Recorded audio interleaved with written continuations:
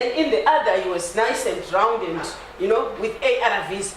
They figured if ARVs could do this to people, then it can do this to our animals. People have taken ARVs and given to chickens.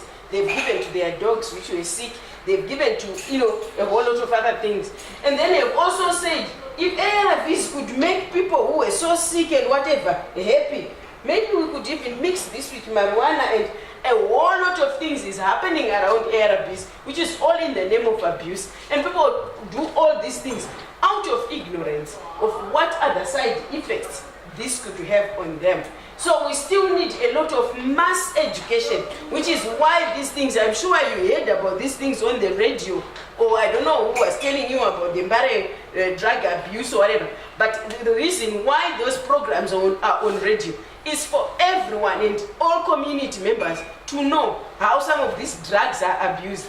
Anything can be abused in the wrong of the hand, in the wrong hand. A knife, which is useful in the kitchen, give it to the wrong hand, it's a weapon, right? So even TB drugs, lots of drugs have been abused. So it's up to us to give a lot of education out there, which some of you that are going to be going in the communities and asking people, you'll probably be asking some of these questions around when you have side effects, do you stop taking the drugs? Or what else do you do?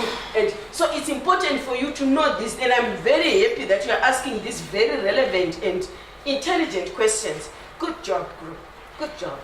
All right, thank you. But we have to move on with the program. For much of our time yesterday, we have been talking more about the informative side. Now we want to hear something from the more academic side. In other words, we are going to move into research. And for this, I'm going to call upon Anat to come and present on qualitative research methods. Let's give a round of applause.